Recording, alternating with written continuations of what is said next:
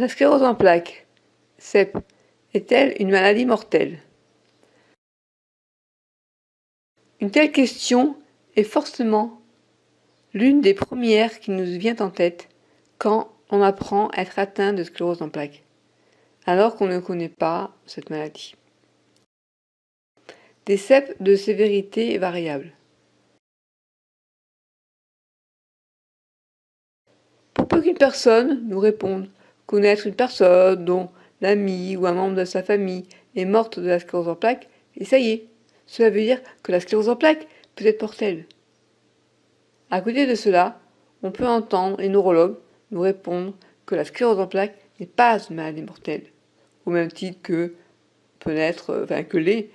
par exemple, la sclérose latérale amyotrophique ou maladie de Charcot. Alors, que penser?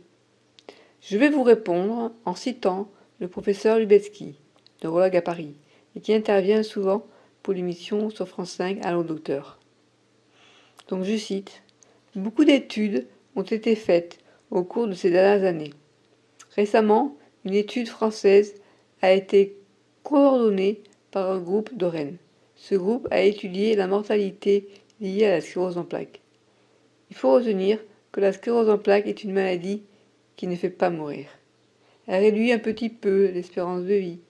En moyenne, l'espérance de vie de l'ensemble des patients atteints de sclérose en plaques est inférieure de 6 à 7 ans à la moyenne de la population générale. La diminution de l'espérance de vie est donc très peu importante. Globalement, et c'est ce qu'il faut retenir, la CEP est une maladie qui ne fait pas mourir. » Alors, elle poursuit en disant: « Mais sur l'ensemble de cette population, les patients ont des formes très différentes de maladie. Il est vrai qu'il y a malheureusement quelques formes, qui sont la minorité de sclérose en plaques, qui sont extrêmement sévères. Ces patients vont avoir un déficit moteur des 4 membres, des difficultés respiratoires. Ils vont être immobilisés au lit toute la journée. Ces patients auront une espérance de vie réduite, mais cela concerne une petite partie de la population. C'est ce qui fait que la moyenne est de 6 à 7 ans. Alors, quoi retenir? La CEP n'est pas une maladie mortelle, dans la plupart des cas, mais il existe de rares exceptions. Pour ces personnes-là, la maladie peut les conduire à une espérance de vie réduite.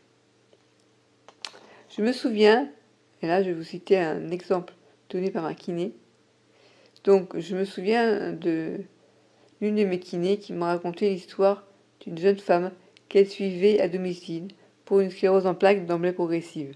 Cette personne étant morte de la sclérose en plaques, pour elle, la sclérose en plaques est clairement une maladie potentiellement mortelle.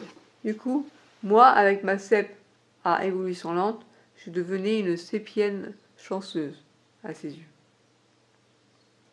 Mais c'est oublier la sournoiserie de cette maladie, qui peut rester silencieuse durant des années et se mettre à devenir sévère, presque quasi du jour au lendemain. Dans mon cas, la sclérose en plaques est restée plus ou moins silencieuse durant plus de 20 ans, pour finir par devenir secondaire progressive et m'handicaper de plus en plus au fil des années. La CEP n'est pas une maladie mortelle, comme peut l'être le cancer ou la SLA, mais elle peut l'être plus fréquemment de manière indirecte.